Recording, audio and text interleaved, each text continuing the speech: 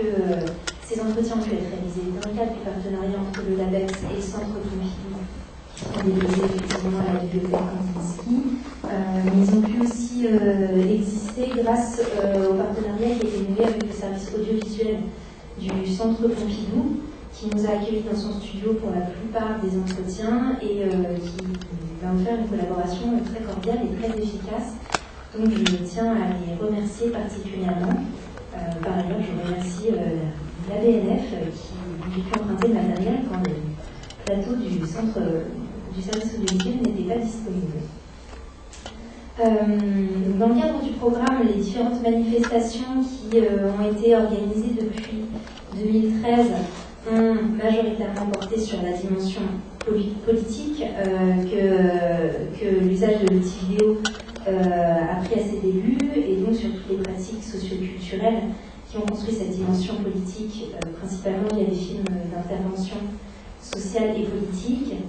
Et pour compléter ce que disait Yekan, pour effectuer ces entretiens dans une logique de complémentarité quelque part et dans l'optique du dépôt des entretiens à la bibliothèque Kandinsky, de notre côté, on a choisi plutôt de se concentrer sur des témoignages qui portaient sur une exploration plus plastique de l'outil vidéo.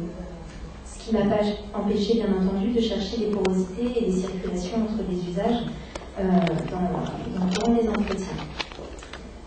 Opter pour des témoignages qui portaient sur une exploration plus plastique de la vidéo, ça nous permettait de contacter des intervenants qui étaient moins ou pas du tout intervenus notamment lors des séminaires qui avaient eu lieu précédemment, et donc d'enrichir le nombre de témoignages qui ont été recueillis et d'enrichir la façon dont ces témoignages peuvent se répondre.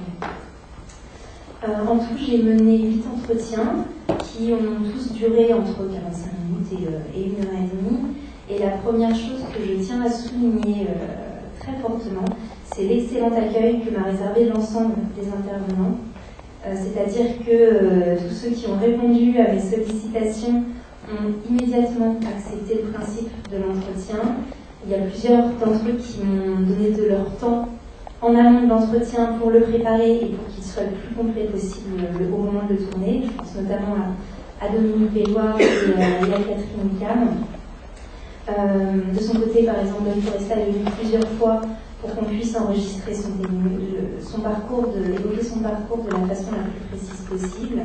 Il y a plusieurs intervenants également qui m'ont donné des documents avant l'entretien ou après pour enrichir la bibliothèque ou tout simplement pour m'aider à préparer l'entretien. Je pense notamment à Dominique Belloir et Catherine Cam, mais aussi à Jean-Marie Duhard. Et c'est bien sûr sans compter les fonds importants dont Yekan a parlé ce matin, qui ont été reversés à la bibliothèque par Raymond Bello, Christine Vanache et bien sûr Anne-Marie Duguet. Bref, toutes les personnes que j'ai contactées et avec lesquelles j'ai eu le grand plaisir de dialoguer pendant ces 6 mois, elles ont toujours souligné par leur enthousiasme en fait l'absence encore aujourd'hui d'une histoire de la vidéo en France et la nécessité de l'écrire pendant qu'il est encore temps. Leur enthousiasme s'est aussi manifesté pendant nos discussions par une volonté farouche de citer les noms, de citer les lieux dans leur multiplicité pour qu'ils soient enregistrés, pour ne pas les oublier. Et j'ai même eu plusieurs demandes a posteriori de retourner des petits bouts d'entretien quand l'intervenant se rendait compte qu'il avait oublié de citer quelqu'un d'extrêmement important. Donc pour en venir plus précisément aux personnes qui sont intervenues dans cette série d'entretiens, j'ai eu le plaisir d'enregistrer la parole donc, de Dominique Belloir, celle de Robert Cahen, de Jean-Marie Diard, de Don Foresta, d'Anne-Marie Stein, de Catherine Cam et d'Orlan. Je regrette fortement, pour des questions de planning principalement, de n'avoir pas pu enregistrer des voix du Centre Pompidou, puisqu'il était prévu à l'origine que je mène des entretiens à la fois avec Christine Vanache, mais aussi avec Alain Sayag. Donc en contactant ces divers intervenants précisément, mon idée c'était, notre idée, c'était de collecter des témoignages de divers acteurs à la fois sur le plan institutionnel et sur le plan artistique, qui avaient chacun développé de façon contribué de façon différente au développement des pratiques artistiques liées à l'outil vidéo dans les années principalement 1970 et 1980. Évidemment, pour chaque entretien, j'ai adapté mes questions au parcours personnel de chacun des intervenants, mais notre objectif, c'était aussi d'assurer une cohérence scientifique à l'ensemble de la série, et notamment donc, de l'inscrire dans cette optique historiographique qui était soulignée par chacun à chaque fois que je le contactais, et qui était donc celle de retracer la manière dont la vidéo dite de création avait émergé et s'était implantée en France, notamment par le biais de son inscription au sein des institutions françaises. Donc chaque rencontre était jalonnée par des thématiques récurrentes que j'évoquais avec chacun des intervenants. D'abord la formation reçue par chacun, ensuite la découverte de l'outil vidéo et la rencontre avec d'autres acteurs de la vidéo de l'époque, les modes de production qui étaient disponibles à l'époque, les lieux de diffusion fréquentés par chacun, puis les éventuelles publications et d'éventuelles fonctions d'enseignement que chacun avait pu mener. Donc en plus d'évoquer évidemment les œuvres et les carrières des artistes que j'ai rencontrés, grâce aux casquettes multiples que tous avaient portées, j'ai pu explorer les divers lieux d'accueil pour la vidéo dite, une fois de plus, de création à cette époque, la vie associative en évoquant Grand Canal, la télévision en évoquant l'ORTF, l'INA, Antenne 2 ou Canal+, les universités et les écoles, notamment en parlant de l'ENSAD, de Paris 1, de Vincennes, de Cergy, et bien sûr les lieux de diffusion et d'exposition, qu'ils soient permanents comme le Centre américain ou temporaires comme le Festival de Montbéliard. Pour conclure sur cette méthodologie générale des entretiens, l'objectif n'était pas d'enregistrer une parole efficace, mais plutôt de recueillir, d'archiver des paroles ouvertes. Donc les entretiens sont archivés dans leur quasi-intégralité. Ils sont l'objet que d'un montage très très limité, simplement pour nettoyer quelques petites hésitations. Et donc j'espère que c'est cet archivage des paroles ouvertes et ce foisonnement des lieux, des noms et des œuvres et de tous les sujets abordés qui pourra répondre aux attentes des chercheurs qui pourront les consulter à la bibliothèque. Au-delà de ce foisonnement, il y a malgré tout plusieurs problématiques récurrentes qui se sont croisées au fil des entretiens. Il me semble que ces problématiques, en les reprenant d'un intervenant à l'autre, elles permettaient d'une part d'esquisser un portrait de ceux qui ont été la première génération d'artistes vidéo en France. Elles permettent aussi de mieux comprendre ce qu'ont été les conditions de recherche et de création dans ces premières années d'apparition de l'outil vidéo, et de tester quelques-unes des questions esthétiques qui se sont immédiatement posées. Et donc, c'est ces quelques-unes de ces problématiques récurrentes que j'aimerais bien évoquer avec vous en conclusion de ces 6 mois d'entretien. La première problématique, et qui est réellement problématique, comme on a pu le voir ce matin, c'est celle à l'heure où les premières caméras vidéo font leur apparition en France, celle de l'existence ou non, ou à quel degré, d'une porosité entre les usages plus socioculturels de la vidéo et une exploration qui était plutôt une exploration plastique de l'outil vidéo. Ce qui est ressorti des divers entretiens que j'ai pu mener, c'est que à une époque où le matériel disponible était assez limité, à une époque où le nombre d'acteurs lui-même de la vidéo en France est relativement restreint, malgré tout, les circulations sont restées relativement limitées. Alors, bien sûr, il y a des noms qui sont inévitablement cités par tous, comme ceux de Carole Boussopoulos ou celui de Jean-Paul Fargier qu'on a déjà évoqué ce matin. Il y a des lieux de rencontre entre les différents usages, les différents acteurs de la vidéo qui sont évoqués par tous aussi, que ce soit l'ORTF, le Centre américain par exemple. Mais malgré tout, j'ai eu cette impression que les influences réciproques en termes d'usage de la vidéo paraissaient avoir assez peu existé. Et dans un premier temps, j'ai eu l'impression que la limitation de cette circulation, qui bien sûr a malgré tout existé jusqu'à un certain degré, était peut-être le fait d'une politisation moindre des acteurs du développement de la vidéo dite de création par rapport à ceux de la vidéo d'intervention ou de la vidéo militante. Dominique Belloir, par exemple, l'a évoqué avec moi dans son entretien. Elle qui pourtant tentera une expérience de télévision locale en Autriche, elle qui a fréquenté des associations de vidéo à Vincennes, raconte pourtant qu'elle a préféré partir en Belgique pour se former aux arts plastiques parce qu'il était délicat de suivre une formation un peu aboutie dans le contexte de mai 68 en France. Et le premier extrait que j'aimerais partager avec vous, c'est un extrait de l'entretien que j'ai mené avec Robert Kahn et qui, lui aussi, résume à sa manière sa moindre politisation, mais aussi cette rencontre manquée avec, par exemple, les collectifs de vidéos militantes. C'était certainement pas deux mondes séparés, mais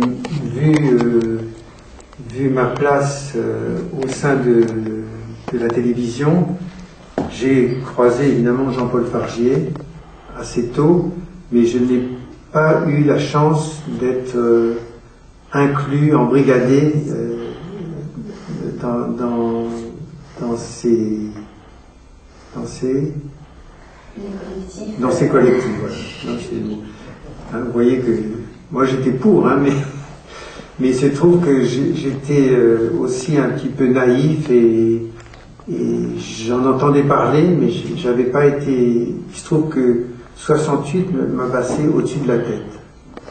Et c'est presque anormal, mais je sortais de mon service militaire en avril 68, en n'ayant rien dans mes poches comme examen, rien du tout.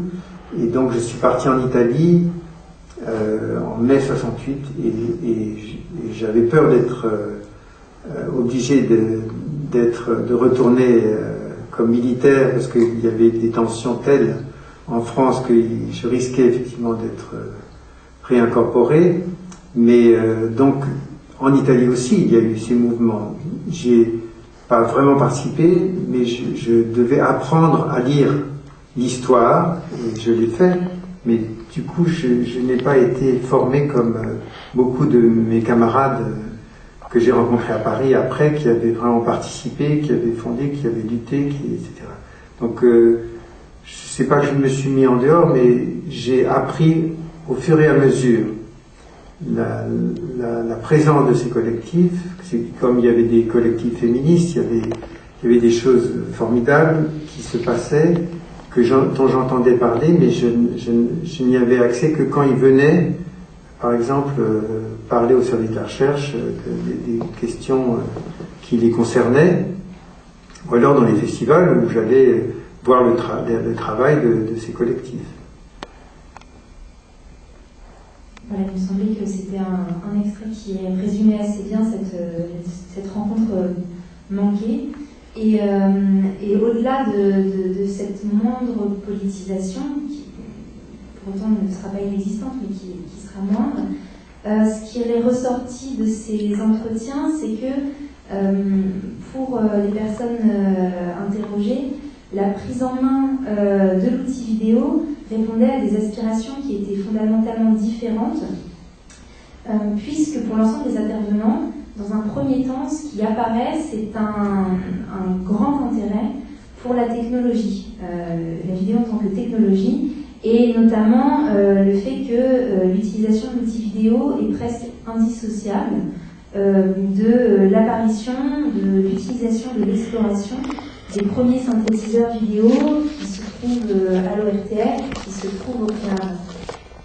Donc j'ai eu l'impression que leur regard sur la vidéo était assez rapidement, notamment via l'utilisation de ces synthétiseurs, celui d'un matériau à modeler, et qui a eu tendance à exclure, une fois de plus de façon pas absolue mais relative, l'intérêt qu'il pouvait porter à la vidéo en tant que médium de communication d'information, de contre-information.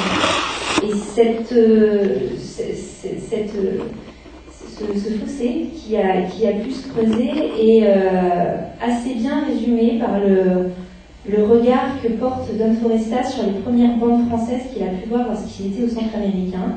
Je vous demande de rester calme face à cet extrait qui est une sorte de provocation. C'était en 72, si je ne me trompe pas, en novembre. Non, je crois que c'était février en 73. J'ai demandé à John Riley, qui était, comme j'ai dit, Global Village, de venir avec une sélection des bandes de l'art vidéo. Et il a demandé les bandes de Stena, Bazooka, parce que Woody et Stena ont créé le Kitchen en 70. Je l'ai rencontré. On n'est pas tout à fait d'accord sur les dates. Moi, j'ai pensé que c'était 73, Stena m'a dit que c'était 72.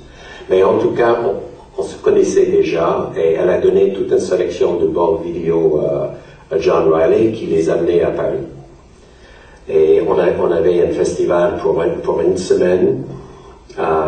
C'est plutôt là où j'ai rencontré Chris Marker. Et on a invité les gens qui étaient dans la vidéo en France à l'époque. Et John, à un certain moment, il a demandé les gens de venir le lendemain avec leurs bandes. Et on allait montrer les bandes ensemble et voir ce qu'on était en train de faire en France. Et le lendemain, tout le monde est venu sans bande. Et on a dit, mais vous n'avez pas des bandes? Et ils ont dit non. Et finalement, un par un, ils nous ont dit, nous avons des bandes, mais on ne veut pas les montrer devant les autres. Parce qu'ils vont nous voler. Et on était obligés, avec John et moi, d'aller dans chaque endroit et voir effectivement leurs bandes. Toutes les bandes étaient les mêmes. C'était les manifs. On change les pancartes et c'était la même chose. C'était les gens dans la rue en demandant ça ou en demandant ça. Et c'était exactement la même chose. Il n'y avait pas de l'art vidéo du tout. Et je me souviens, c'était l'école spéciale de l'architecture qui était en face du centre américain à l'époque, qui était un des bandes militantes à l'époque, qui était en train de faire ces bandes. Il y avait le début de l'art vidéo en 74, l'art vidéo en France, 74, il y avait un certain nombre de personnes comme Neil Yarter, qui était en train de faire les bandes artistiques. Il y avait Roland Baladi, qui a fait son installation. Il a monté une caméra vidéo sur une moto, et dans les rues de Paris, il a suivi les rues pour tracer le nom de Paris. Et tout ça en filmé, et c'est ça qu'il a montré comme une installation à l'Arc 2. Il y avait très très peu de choses. Mais il y avait ce début. Voilà, je pense que ça peut résumer de façon un peu abrupte, mais malgré tout, ça résume ce fossé dans le regard entre les usages de l'outil vidéo. Anne-Marie Stein souligne par ailleurs à un autre moment de l'entretien que peut-être cette articulation entre exploration technologique et politique était peut-être plus à l'œuvre dans les œuvres des artistes américains, notamment ceux qui étaient présentés au Centre culturel américain, du fait de leur positionnement contre le médium de masse qui était devenu la télévision aux États-Unis, alors qu'en France, la télévision n'avait pas encore cette fonction à ce point de médium de masse, et donc que peut-être ce positionnement politique avait moins bien fonctionné en France. Le centre américain, malgré tout, il ressort pour l'ensemble des intervenants qu'il a une fonction assez déterminante, au moins dans l'apprentissage, dans la découverte des premières œuvres vidéo, et il est évoqué par beaucoup d'intervenants, dans un contexte où évidemment les lieux de diffusion et de réunion étaient rares dans les années 70, avant d'éclore progressivement dans les années 80, et c'est la deuxième problématique que j'aimerais, qui est apparue très fortement au cours des entretiens. Pour tous, la première manifestation importante sur le territoire, c'est Art Vidéo Confrontation en 1974 à l'Arc. Le nom de Danny Bloch, associé à celui de Suzanne Paget, revient évidemment en permanence comme celui d'une bonne fée de l'art vidéo. La Biennale de Paris, notamment la 11e Biennale, est aussi abondamment évoquée. Le Centre Pompidou, en tant que lieu d'exposition, est aussi abondamment cité dans ses premières années en tant que lieu d'exposition, mais aussi en tant que lieu de production. Puis, au dire de tous, il devient un grand absent dans les années 80 pour la production et pour l'exposition des artistes français. À ce moment, au début des années 80, ce sont de plus petites structures qui prennent le relais. C'est le moment de création de composite vidéo qui deviendra Grand Canal. Dominique Belloir et Alain Longuet sont bien sûr cités par beaucoup d'intervenants également pour leur rôle déterminant dans l'accueil et dans la diffusion des vidéos françaises et même pour la conservation des vidéos ultérieurement. Et on se rend compte que la décentralisation opère au même moment puisque la Maison de la Culture de Bourges est aussi citée par Orlan comme par Jean-Marie Duhard comme un lieu d'accueil d'importance, de même que le sera le Festival de Montbéliard à partir de 1981. Par la suite, le Festival des Rouvilles-Saint-Clair, de Manosque ou de Clermont-Ferrand sont également cités, et avec eux les noms de Jean-Paul Fargier et de Pierre Restany comme pourvoyeurs de la vidéo sur les différents territoires. Mais dans l'ensemble, le sentiment général reste celui d'une diffusion assez difficile des œuvres françaises sur le territoire français. À l'inverse, est soulignée la diffusion des œuvres françaises à l'étranger. Les émissaires de cette diffusion s'appellent Dominique Belloir, Jean-Marie Duhard, mais aussi Van Foresta via un festival itinérant qu'il fait circuler aux États-Unis.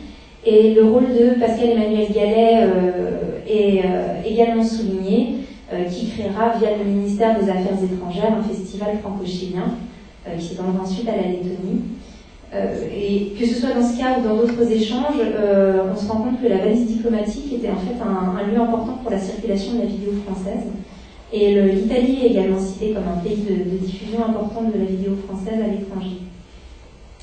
Enfin, cette problématique de la diffusion de l'art vidéo français me paraît être celle d'un autre rendez-vous manqué, celui d'un rendez-vous manqué avec la télévision, qui est souligné par l'ensemble des intervenants.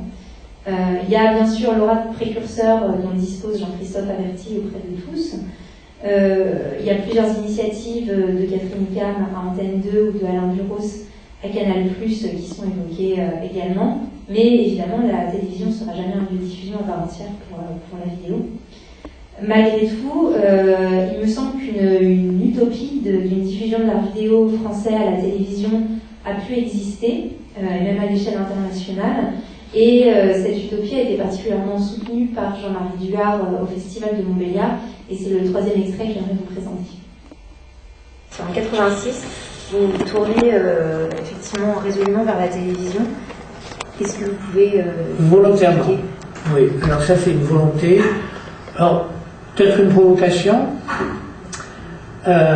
Certains vont dire, et en particulier les centres d'art contemporain, je ne vais pas les nommer, mais ont été dire que Duhard se vend à la télévision. Ça c'était clair. Pour moi dans ma tête, la vidéo ça participait de la télévision. C'était un peu cette petite porte dont parlait Jean-Christophe Averti. J'ai cru ouvrir une petite porte où toute la télévision allait s'engouffrer, mais ça n'a pas été le cas. Et moi, je me disais, et puis Jean-Paul Farcy aussi était d'accord là-dessus. Enfin, on était Jean-Paul Tréfoy, on se parlait quand même de tout ça, mais enfin, le vecteur, c'est quoi? C'est la télé, c'est ça le moyen de diffusion.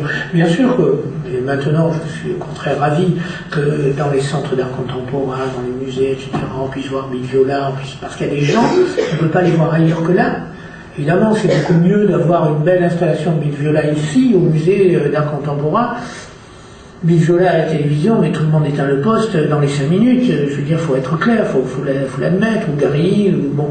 William Junpei, non, je suis pas sûr. William Junpei était beaucoup plus Global Grove, par exemple, quand on montrait cette bande, mais les gens étaient incroyablement surpris de voir qu'elle avait été faite en 73 et puis de voir comme elle était moderne, elle était extraordinaire. Et aussi qu'elle préfigurait la télévision qu'elle se jouait maintenant, entrecoupée de pubs, etc. Bon. Et donc, moi j'étais persuadé que le vecteur c'était la télévision. Bon. Et le pari c'était de dire ok, on invite comme jury que des gens de télévision, provocation. Hein. Mais on n'invite pas non plus n'importe qui. On va pas inviter n'importe quel directeur de chaîne ou directeur artistique de telle chaîne. Fred Barzik, WDBH à Boston, celui qui donne quand même un gros coup de pouce à tous ces gens comme Nam June Paik, etc., en diffusant en leur faisant faire des performances à l'antenne. À Boston, c'était des trucs hallucinants. Cathy Huffman nous a raconté ce qui se produisait, et Fred Barzik aussi nous a raconté ce qu'il faisait. Il y a des moments où il disait je vais perdre mon poste, ben, c'est fini, je suis viré demain. Il renversait les postes, enfin, il filmait tout à l'envers, enfin bon. Ensuite, on a fait venir Melinda Ward, qui était la directrice du KTCA TV de Minneapolis, et qu'elle avait fait des programmes spécifiques pour la télévision, qui s'appelait le Live Farmer Center. Ensuite, on a fait venir Robin White du Media Alliance de New York, Françoise Lerus de la RTBF de Liège, John Wyver, qui a été le premier producteur, et grâce à Michael Cousteau, qui a été un producteur de Channel 4. Channel 4 a devancé Canal+, dans la naissance de la chaîne, et tout de suite ils ont compris que là il y avait quelque chose. Et donc Michael Cousteau, qui est plutôt on va dire un intellectuel, un lettré qui parle admirablement bien le français, tout de suite, il venait aussi du théâtre. Il avait été directeur de la, je ne sais plus s'il n'avait pas travaillé à la Royal Shakespeare Company, etc. Donc il connaissait bien ce milieu de la scène, des acteurs, etc. Et il avait compris que la vidéo était aussi un formidable plateau. Donc il a demandé à un jeune producteur qui s'appelait John Wyver, de faire des programmes pour la télévision, pour Channel 4. Donc il a fait Ghost in the Machine, et puis il a fait un autre programme. Ensuite, il y a eu Karl Ludwig Rettinger, la ZDF. La ZDF qui faisait un programme qui s'appelait Das kleine Fernsehspiel, qui passait en prime time le dimanche à 20h30. Et là, il passait Hotel Tapes, une bande sans dialogue, noir et blanc, tourné avec des caméras de surveillance de Michael Clear. Extraordinaire, 82 minutes. Même Jean-Paul Tréfoy n'a pas eu le courage de la passer entièrement, il a demandé à Michael de la recouper un petit peu, d'en faire un 52 minutes pour la RTBF. Mais il l'a diffusé, hein. Bon, nous en France, on ne l'a jamais diffusé. Parce que mais l'Allemagne le fait. Ensuite, il y a eu, bon, évidemment, incontournable, c'était Alain Buros, Canal+ né en 84, et en 86, il est sur le festival vidéo, et c'est lui qui va... Enfin, je pense que Canal+ a été une formidable bouffée d'oxygène aussi pour beaucoup de jeunes vidéastes après le festival de Montbéliard. Donc déjà, ils viennent tourner l'émission.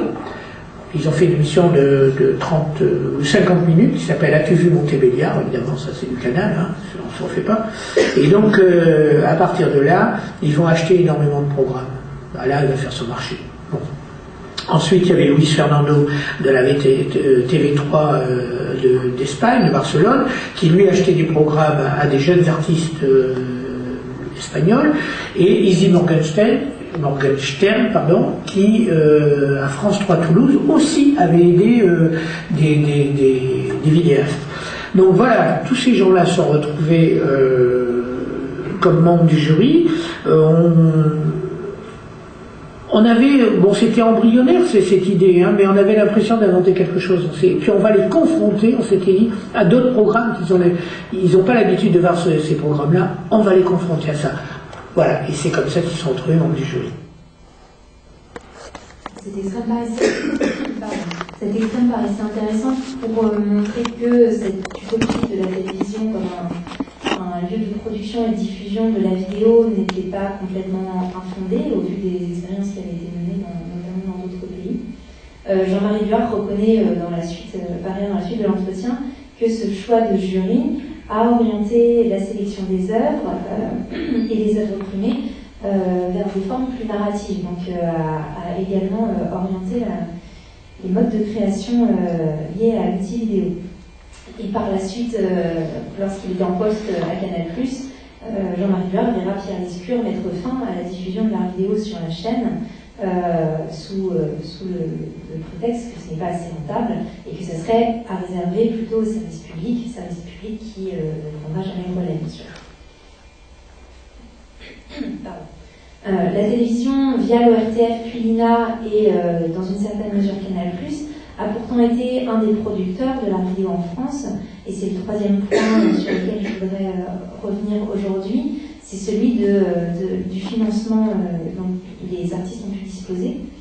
L'ENSAD prend le relais au début des années 80 de l'ORTF et de l'INA lorsque, après l'élection de François Mitterrand, Dawn Foresta a l'opportunité de faire acheter du matériel de tournage, en plus du matériel de visionnage qui est déjà en place à ce moment-là dans le département d'art vidéo, dans le département vidéo qui a été créé. De la même manière, via l'agence Optet, le festival de Montbéliard, visité par Jacques Lang en 1984, recevra des subventions très importantes pour accueillir des artistes en résidence. C'est là aussi à Montbéliard que s'ouvre le premier BTS audiovisuel. D'autres écoles d'art public vont à la fin des années 80 pouvoir également s'équiper en matériel vidéo par le biais de financement public. Et j'ai déjà souligné tout à l'heure le rôle du ministère des Affaires étrangères dans la diffusion des vidéos françaises à l'étranger.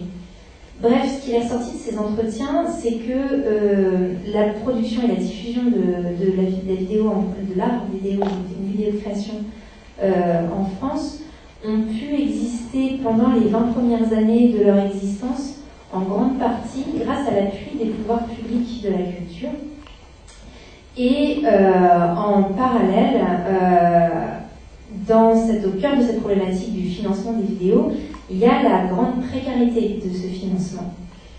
La dépendance aux aides publiques a pu avoir des lourdes conséquences pour la viabilité de certains projets lors de réorientation de politiques culturelles.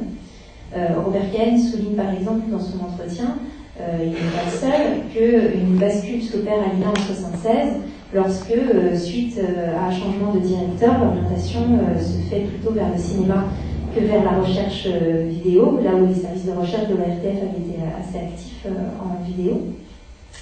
Et à ce titre de l'importance des financements publics et de leur précarité, il me semble que le témoignage de Dominique Belloir sur le financement de Grand Canal est assez emblématique et je vais donc vous passer immédiatement. En fait, on n'avait aucune ressource financière, on n'en a jamais eu à proprement parler. On a la première, au début on n'avait pas besoin parce que c'était soit chez Alain Longuet, soit chez moi. Je me souviens que on avait une étagère et puis on recevait les gens. Enfin, quand ça a été que ça demandait pas de moyens. Mais à partir d'un moment, on a pensé que c'était important de se doter d'équipements parce que tout le monde avait des difficultés pour faire du montage, même du montage très simple. Donc on a fait l'acquisition d'un banc de montage Humatic, c'était le Pérou à l'époque. Et on le remboursait tous les mois. Et pour le rembourser, on le louait un peu à droite et à gauche. Ou bien, quelquefois, des festivals nous donnaient 3 sous pour la diffusion. Et c'est comme ça qu'on remboursait petit à petit. Et après, on a eu un peu plus de facilité parce qu'on a eu une convention avec le CNAP. Donc je dis bien que c'était une convention, c'était pas une subvention de fonctionnement, c'était une convention parce qu'on devait accueillir des artistes qui étaient choisis par eux et qui avaient envie de faire de la vidéo, mais c'était beaucoup plus tard que c'était vers 87. Et donc là, chaque année, on avait une sorte d'aide pour accueillir ces artistes et ça nous permettait quand même de tenir un peu plus un lieu, de louer un local, voilà. Mais ça a toujours été très, très modeste. Et cette convention-là, elle a duré jusqu'à quand ? Ça, je ne sais plus. Je ne sais plus exactement. Il faudrait que je recherche.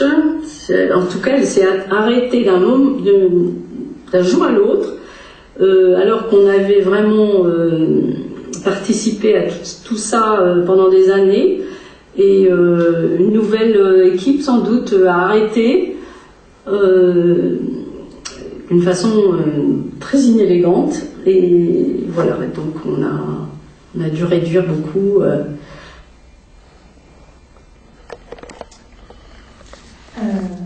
Béloin ne laisse pas la voix à la fin de cette phrase, donc c'est difficile de la couper de façon. Oh, j'en suis désolée.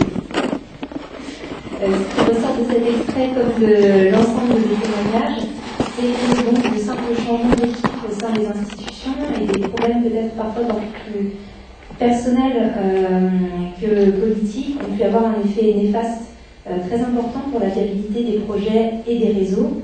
Alors évidemment, c'est le nombre réduit des structures de production et de diffusion qui en est en partie la cause, mais aussi le modèle économique très modeste sur lequel fonctionnaient ces structures. Et donc, surtout, ce qui en ressort, c'est que c'est le manque de diversité des financements qui en était la cause. En conclusion, je vais à nouveau citer Robert Kahn, qui explique que son parcours vidéo a en fait été daté d'une période où les technologies et les moyens étaient moindres, donc comme on a pu le voir, mais où le temps était bien plus long.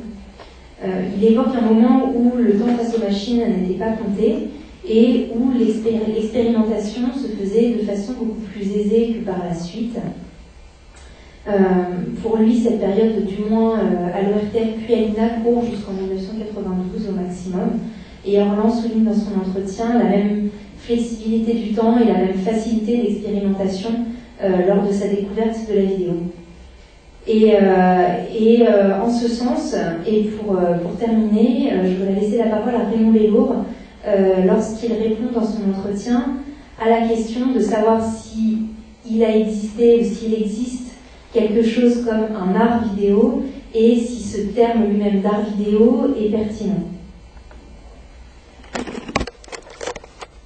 Je trouve qu'il a un intérêt, c'est de marquer au fond une période historique où, avec l'image électronique en marge de la télévision et souvent contre elle, c'est inventé une sorte d'art qu'on a appelé art vidéo, qui a eu quelques années d'autonomie, si vous voulez. Et pendant ces années d'autonomie, moi, il me paraît rétrospectivement avoir été extrêmement important, parce qu'il aura été la première occasion, le premier lieu dans lequel se sont pratiqués des mélanges, des créations et des détournements d'images tels que le cinéma ne les avait pas connus jusque-là. Et que donc, avant l'arrivée de l'image numérique et de tout le grand mélange que l'on assiste depuis maintenant, je ne sais plus combien, 15, 20 ans et tout, il y a un moment où l'art vidéo semble avoir eu une autonomie d'être véritablement un opérateur de transformation, si vous voulez, des relations entre les images. Donc je pense que, pour moi, il tend plutôt à rester historiquement légitime. Je crois qu'il serait juste d'appeler une période l'art né de l'image électronique se constituant comme art avant l'arrivée de l'image numérique. Alors ces bordures sont extrêmement difficiles à délimiter précisément parce que ça coïncide d'un côté avec l'arrivée de la télévision et de l'autre avec celle de l'image numérique, mais il y a une période floue sur toutes les bordures, avec un moment particulièrement intense, j'aurais tendance à dire entre 70 et 85, en gros comme ça. Mais c'est vraiment un moment, si vous voulez. C'est pour ça qu'avec Anne-Marie, on a tenu à faire ce numéro de communication qu'on l'a appelé vidéo, tout simplement, pour témoigner de cette spécificité et de marquer en quelque sorte ce moment vidéo qui nous apparaît, que je crois on finira par considérer, même déjà à mon avis, comme un moment de l'histoire de l'art. Il n'y a qu'à prendre par exemple le livre de Françoise Parfait, qui est un livre sur l'art vidéo en général, qui témoigne justement de cette consistance historique, si vous voulez, propre à ce qu'on a appelé art vidéo. Voilà, c'est sur ce moment vidéo que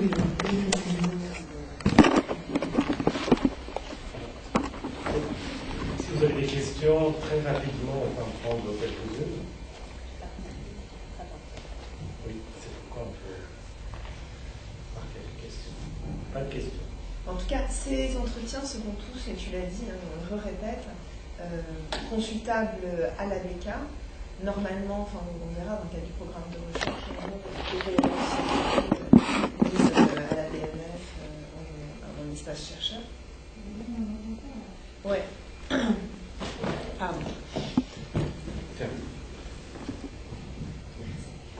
Moi, je disais juste que, pour redire ce qu'elle a déjà précisé Marion, que effectivement, tous ces entretiens seront en consultation à l'ABK et normalement, dans le cadre du programme de recherche et des collaborations entre institutions, il devrait y avoir une copie à l'espace chercheur aussi espace chercheur, pardon, Pré Jardin, donc de la BNF.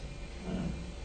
Et donc, il faudra voir avec les différentes personnes aussi, dont certaines sont dans la salle, si vous seriez d'accord, potentiellement pour que quelques extraits soient mis en ligne même. Voilà. Faudra qu'on entende. Parce que je pense que c'est une manière de valoriser ce que tu fais là, quand c'est des petits. Voilà. Et il y aura tout un travail de valorisation. En tout cas, on est très contents eux aussi, de la mission assurée par Marion de collecte de ces entretiens filmés. Tout ce que tu as montré est très, très convaincant, et là, tout à fait sur l'articulation art politique qui nous préoccupait dans ce programme. Je n'étais pas au courant, en fait, il y a des gros clins d'œil là. Dans le correcteur, c'est un moment important. Il est plus subtil dans le reste de son entretien. Est-ce qu'il y a des remarques? Oui, Dominique. Édouard. Non, c'est juste un détail, Marion, parce que tu as dit que. Enfin, on a l'impression que je suis partie en mai 68, mais pas du tout, c'était en 71, 72, parce que c'est vrai que j'étais assez déçue par les écoles d'art en France à l'époque, hein, c'était après elles ont évolué, mais c'est tout à fait pour ça que je suis partie, mais j'étais complètement partie prenante évidemment du mouvement, etc. Voilà, c'était juste un appart. C'est pour ça que je parlais d'une politisation moindre, mais surtout pas inexistante. Patrick Prado. Si. Patrick Prado.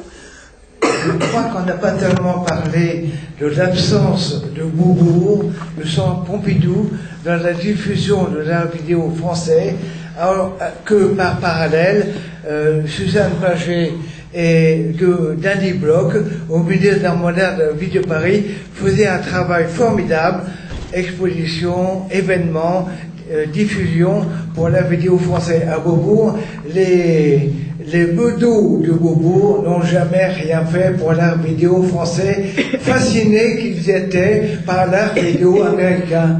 C'est tout. Qu'en pensez-vous? Oui, je l'ai rapidement évoqué au début. C'est présent dans la quasi-totalité des entretiens que j'ai menés. Donc ça a été enregistré. Le fait que dans les premières années, et notamment avec la présence d'Alain Sagnac, l'art vidéo français avait été un peu valorisé à Beaubourg, et par la suite il avait complètement disparu, et que c'était bien dommage pour un centre d'une telle ampleur sur le territoire national. Donc, je pense que... Pardon, Nico. Non, pardon, Nico. Ah oui, pardon. Je te montrais. Non, moi, effectivement, à mon niveau, je ne peux pas répondre à cette question-là. C'est bien dommage. Effectivement, nous regrettons aussi que cette période n'a pas laissé suffisamment de place à l'art vidéo français. Je ne sais pas si on peut appeler ça comme ça, parce qu'on est déjà un peu internationalisé à l'époque, mais bien évidemment, la production française n'est pas présente au Centre Pompidou. Ça, je pense qu'il faut le reconnaître. Après, pour les raisons, il faut demander, bon, malheureusement, elle n'est pas avec nous. Je pense que la responsabilité, une part de la responsabilité était revenait à Christine Vanache. Allez du 2. Donc, bien évidemment, il faut la questionner là-dessus, il faut prendre son avis, mais il ne faut pas, ici, là, répondre à sa place. C'est dommage qu'elle soit pas avec nous. Mais pendant ce temps-là, la centre-américain passait nos bandes, dans le Foresta passait nos bandes, dans le Foresta l'américain passait nos bandes, voilà, on diffusait en Italie, on diffusait au Laika à Los Angeles, au centre, partout, au Chili, en Suisse, en Belgique, au Canada, à la télé canadienne, et ici, rien. Mais la télévision française à passer nos bandes avec Canal Fola, avec Catherine Icam, à TF1, TF2, TF3 et ensuite avec Alain Buros, comme vous avez dit, formidable Alain Buros, qui a inventé une culture de l'art vidéo français à Canal+. Mais ici, rien. Ici, les bodos du bobo, rien. Il faut aussi les festivals qui ont distribué ces œuvres-là en France. Donc on est là aujourd'hui, et ça marche maintenant, 40 ans après. 40 ans après, on est là, et on pleure pas, mais on s'en fout, mais heureusement que vous êtes là, heureusement qu'il y a vous, et Hélène, Alain, et Sébastien, parce qu'il n'y avait rien avant. Voilà, merci. Ah, mais... Il y a beaucoup de travail à faire en tout cas encore, puisque... oui, je vais donner la parole à Monique, juste une phrase en même temps. On l'a pas dit tout à l'heure, mais dans le cadre du programme de recherche, rien sur la vidéo des premiers temps, mais assez submergé finalement. C'est-à-dire que le corpus, en fait, est énorme. Là, on parle essentiellement d'un corpus assez identifié d'artistes vidéastes français, dont tu as pris à partir du centre Pompidou que tu mènes ici. Mais si on prend l'ensemble de la vidéo des premiers temps, et que sur notre période de l'entre-deux-mai, qui est quand même la période de cohérence sur laquelle on a travaillé, c'est gigantesque. Et on n'a pas développé ce matin, mais tout le champ, Alain avait pris un petit peu, on était pris par le temps, tout le champ, par exemple, de la vidéo d'éducation populaire, même. Évidemment, la vidéo qui nous permet d'intervention sociale et culturelle. C'est des champs gigantesques, en fait. Donc, tout simplement, pour dire que le travail est considérable qui doit faire collectivement. Je regarde Nadia. Moi j'ai une curiosité de rapprochement avec ce qui se passait dans le cinéma 16 au début des années 50. Par rapport au financement dont vous parliez tout à l'heure, on s'aperçoit dans les années 50, dans l'explosion du cinéma 16, que les organismes internationaux, et en particulier en France, l'UNESCO, ont été extrêmement très présents et pourvoyeurs d'argent, d'accompagnement d'artistes, mais aussi d'accompagnement de lieux, de festivals, etc. Donc je voulais savoir si dans les années 70, vous retrouvez la trace de cette présence d'organismes internationaux qui peuvent faire en sorte que peut-être ce que vous avez noté comme étant une séparation entre une vidéo plus militante ou socio-culturelle et une vidéo plutôt artistique, que en fait, normalement, enfin en tous les cas, on peut retrouver ça dans le cadre de l'explosion du cinéma 7, normalement, dans les organismes internationaux, on retrouve des lieux de croisement qui rendent plus facile ces passages, et d'où le fait que, par exemple, l'UNESCO fait ce que vient de dire Hélène, c'est-à-dire aussi essayer de réfléchir sur le cinéma dit utile comme lieu de rencontre de tous les ordres de production visuelle de manière générale. Malheureusement, moi, je n'ai pas les compétences pour répondre de façon précise à ce genre de questions. Ce qui est ressorti principalement de mes diverses discussions, c'est que les financements étaient beaucoup plus restreints, me semble-t-il, à l'échelle internationale à ce moment-là pour la vidéo, et qu'au-delà du fait que Don Foresta et ensuite Don Foresta et Marie-Stein sont allés chercher les bandes pour les diffuser au centre américain, donc finalement ils ont bénéficié de financement américain et ont fait ce festival itinérant un peu plus tard, notamment en partenariat avec des universités. Je ne sais pas trop s'il y a eu d'autres types de financement. J'ai l'impression qu'ils ont pu arriver un petit peu plus tard via des partenariats, notamment des partenariats entre Channel 4 et Canal+ aussi pour certains programmes. Mais j'ai l'impression que ça c'était un peu plus tard dans les années 80 et que dans les années 70 il n'y a pas eu grand-chose. Mais peut-être que je me trompe. Personne ne vous a parlé de l'UNESCO? Non.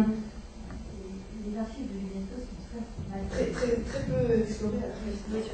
Je pense que les archives de l'UNESCO sont très, alors qu'elles sont bien rangées, et pour la plupart, enfin un certain nombre sont en ligne, Mais c'est vrai qu'après, ça dépend aussi des programmes décidés. Mais l'UNESCO, son implantation est à Paris, donc ça facilite quand même la relation. Et c'est une curiosité, parce que ça veut faire aussi qu'il peut se faire que les têtes tournent et que les envies, que tous les investissements qui ont été faits dans les années 50 autour du cinéma comme étant un vecteur pédagogique, mais aussi un vecteur de culture internationale, une possibilité pour la paix, etc. Donc il y avait une volonté philosophique d'investir dans les outils visuels. Ne soit pas de mise dans les années 70, c'était vraiment que j'ai l'impression que l'UNESCO était plus orientée sur le cinéma. J'ai eu l'occasion de consulter effectivement des catalogues de l'UNESCO sur du cinéma d'éducation populaire, entre autres choses, ou même d'expérimentation en vidéodance notamment, enfin en vidéodance, en ciné-danse pour le coup.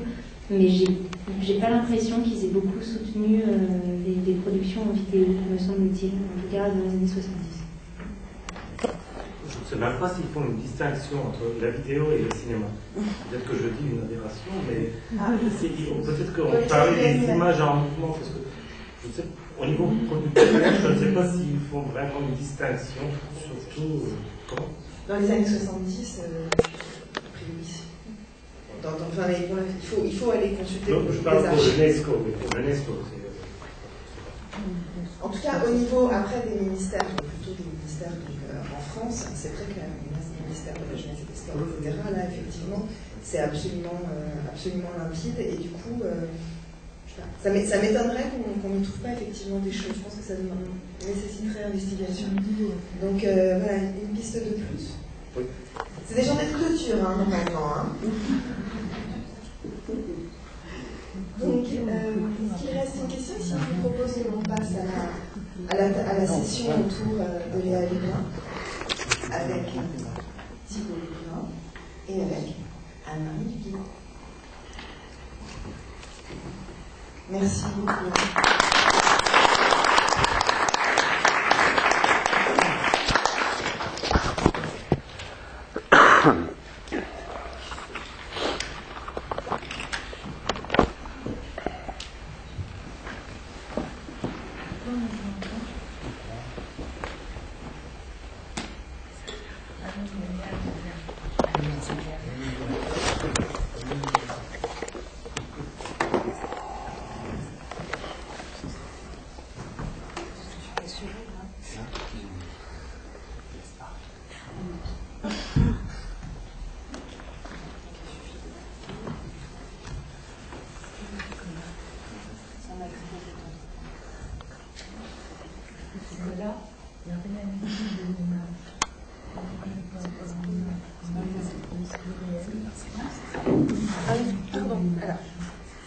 En fait, vous m'entendez dans le fichier? Là, je vois qu'il y a un programme sur 4 des fichiers qu'on a testés hier, mais on les a recopiés en cabine, donc il faudrait que les 4 extraits qui sont des blocs d'extraits soient envoyés de la cabine, donc dans la section 15h et à l'humain.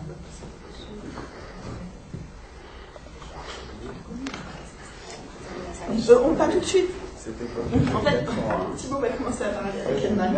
C'est simplement que Thibaut demandera le lancement des 4 blocs successivement à partir de la tribune, puisque là, en fait, il y a des choses qui apparemment...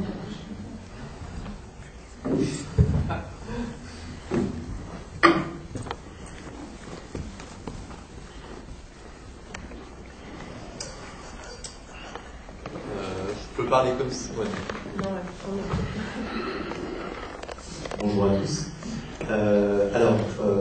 Donc je vais parler d'un fonds déposé à la BNF avec Anne-Marie Duguay qui a bien connu Léa Lublin.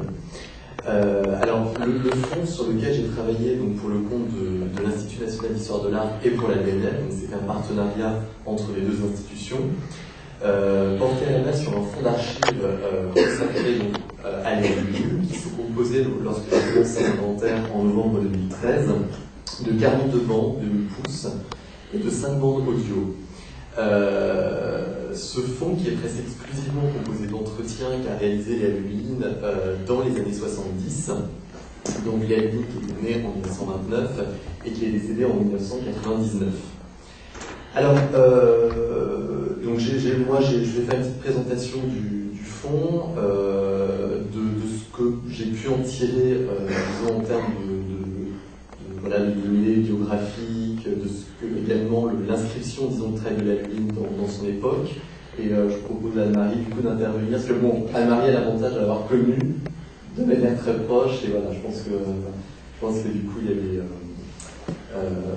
des choses que moi je ne peux pas savoir, des ressentis que je n'aurais pas forcément, et voilà. Alors, donc très rapidement, Léa Lubin, en fait, pour résumer, dès le milieu des années 60, elle a très vite abandonné, disons, sa pratique première, donc elle a très vite abandonné le pinceau et la figuration, en prenant avec une très grande indépendance d'esprit la critique radicale en art. Elle a alors imaginé des propositions visuelles et conceptuelles qui consistaient à recueillir en fait la parole de ses contemporains pour essayer de mieux la comprendre. C'est sur ce point que je vais vraiment essayer d'insister. Alors effectivement, entre 1972 et 1978, de Paris à Londres, de Neuwerkirchen à Anvers, d'Annemasse à Naples, elle va décliner un projet qui s'appelle Interrogation sur l'art, discours sur l'art, qui consiste en fait en une série d'entretiens qu'elle a réalisés, qu'elle a filmés avec des personnalités du monde de l'art et des anonymes, dans le cadre d'expositions, dans le cadre de, par exemple, la foire internationale d'art contemporain ou, par exemple, art vidéo, confrontation au musée d'art moderne de la ville de Paris. Donc, en fait, ces entretiens prenaient toujours, en fait, la forme de production, donc live, entre guillemets, c'est-à-dire qu'ils étaient créés sur place et retransmis en direct auprès du public, auprès des interviewés, grâce à un dispositif vidéo composé de 2 caméras, une caméra fixe et une caméra mobile, et 2 moniteurs. Et donc elle filme les interviewés en leur proposant de répondre à une série de questions qui sont tracées à la peinture sur une grande toile quadrillée. Donc là, je vous ai mis quelques photos, parce qu'elle a installé également cette toile dans différents lieux, quand je vous disais à Naples, à Anvers, etc. Donc sur cette toile, elle posait un certain nombre de questions. L'art est-il une illusion? L'art est-il une jouissance? L'art est-il une connaissance en soi? L'art est-il un symptôme? Etc. Alors, elle partait d'une sorte de statement. Elle disait, donc la citation est un peu longue, mais ça résume bien son propos.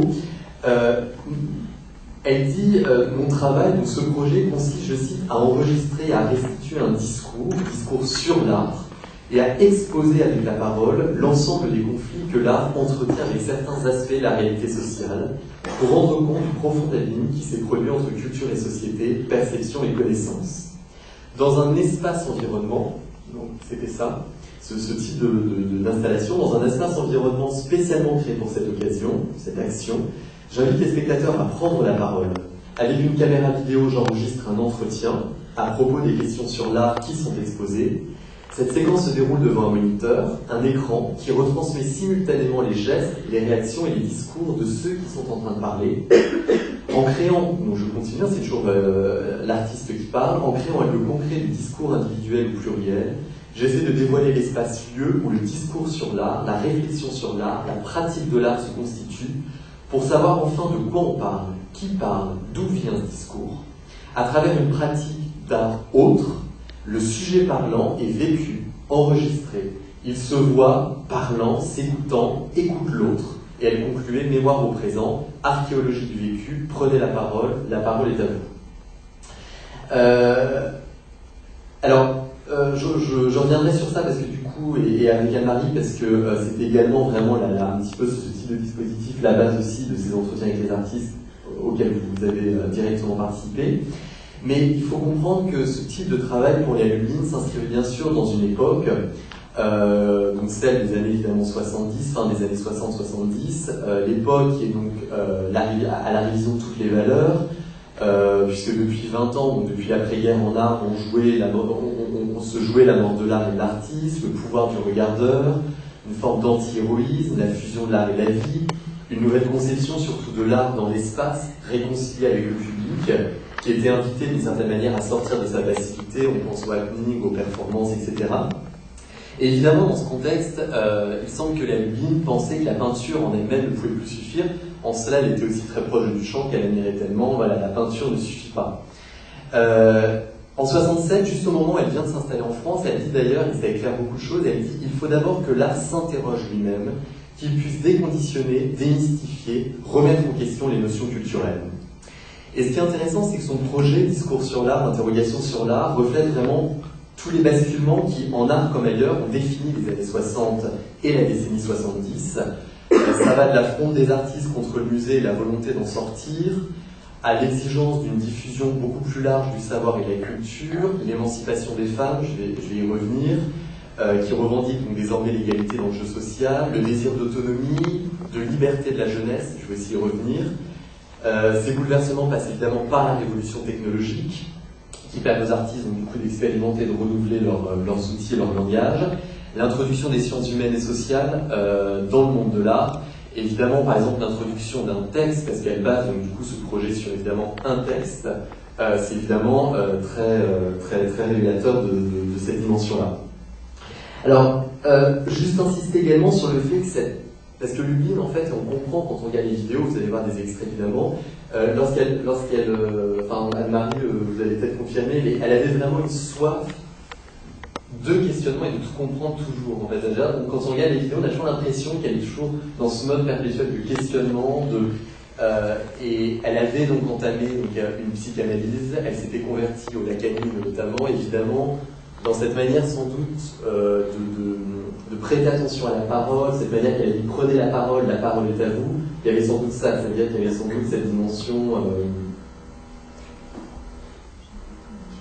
Oui, je pense que justement Léa Lublin n'arrêtait pas de questionner, c'est ce que vous venez de dire, la Thibault est très bien en parlant aussi du contexte de l'époque.